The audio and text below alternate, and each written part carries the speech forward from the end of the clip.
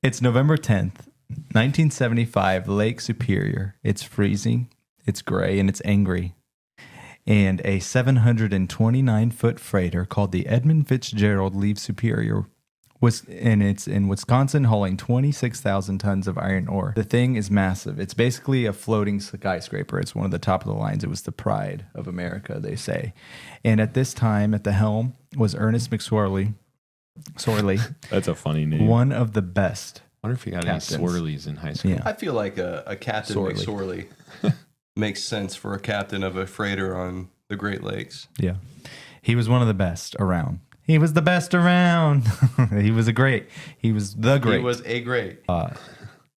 And there's this giant storm rolling in. And he knows it, and the crew knows it. Everybody knows it. But they figure they can beat the storm. Winds over 70 miles per hour. Waves higher than most houses in the area. Snow was coming in sideways. They lose their radar. And the water's crashing over the deck. And you can't see the bow of your own ship. And the last message comes through the radio of Captain McSorley.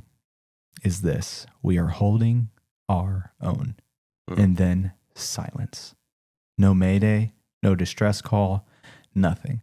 The next morning they find debris and oil floating on the surface. 29 men gone, no body recovered. Lake Superior never gave them back. And here's the thing. Subscribe to hear more.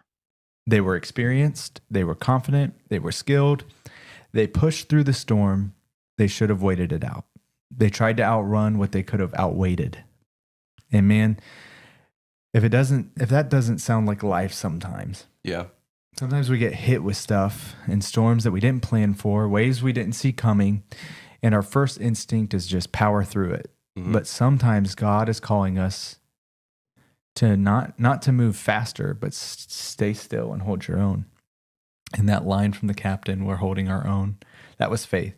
That was patience under pressure. He was a great captain, and that's what he meant. You know, we're trying to hold on here, but they made a mistake in just powering through, though. You know, yeah. And so I think what James meant in the Bible when he said, "Let patience have her perfect work," I think of this story sometimes. You may not be able to control the storm, you may not be able to control your anchor, but you can control your anchor, and you can't calm the waves of your life, but you can keep faith steady. And sometimes the miracle isn't escaping the storm, but it's enduring it. So yeah, the Edmund Fitzgerald sank that night. And that last message echoes, because every one of us will have that moment where all we can say is, "I'm holding my own." Yeah. And that's not defeat, that's faith in motion. And so this story of the Edmund Fitzgerald is a incredible story, and it's iconic, and it's all over social media right now. Yeah. Every year it pops up, and it's funny. But just that song, "The Wreck of the Edmund Fitzgerald," we would play it for you, but we would get flagged. But go listen to it. It's a good one. One of the history stories that is always intriguing. Yeah, I think another thing, just kind of pull out of this story, was this: the freighter had made 748 voyages. Mm-hmm. It wasn't a new ship. It wasn't an inexperienced crew, but it was a new storm. Yeah. And I mean, we live here in the Great Lakes. We fish off the Lake Erie quite often. Mm-hmm. The rivers that we fish for steelhead are right off Lake Erie, one of the Great Lakes. I can speak for myself, at least. I don't really ever consider how big the lakes are and how much of a resource it is, but as big as Lake Erie is, Lake Superior is so much bigger. It's superior, one would say. One could say. Thank you, Bishop LeBar. Yeah, Bishop LeBar. That was for him. It is. I was reading a little bit about the storm. They said the winds were blowing at, I believe, 60 knots, so right around 70 miles an hour. That's hurricane force. Yeah, that's on a lake with snow. Yeah, it's wild. We said the gales of November earlier, Sean. That's what we're talking about. The storms, they plan for these storms to happen every year around this time, usually about later in the month. But they're hurricanes, essentially, on the lake.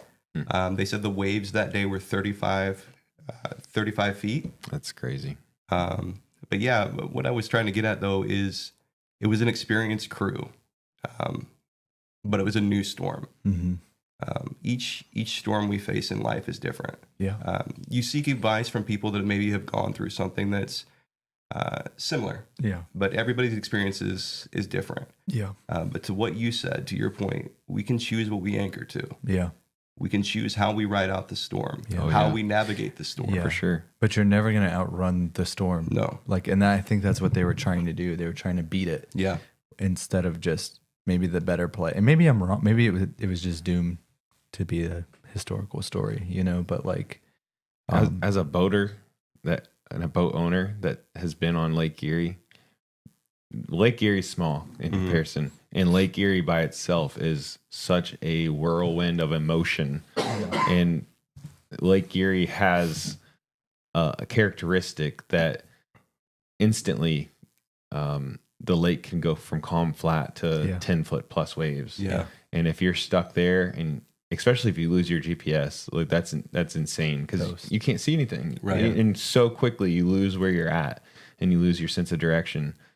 The lakes are dangerous, man. Yeah. Those lakes are dangerous. So that storm, they said, winds at 70 miles an hour, waves 25 to 35 feet, sharp rocks at the and bottom. whiteout conditions. Yeah, that's wild. Crazy. But, you know, life will throw storms like that at you, and you can't pretend like you're going to outrun it. Sometimes you just have to hold on and, you know, let the Lord lead you and get you through it. You can't outrun it.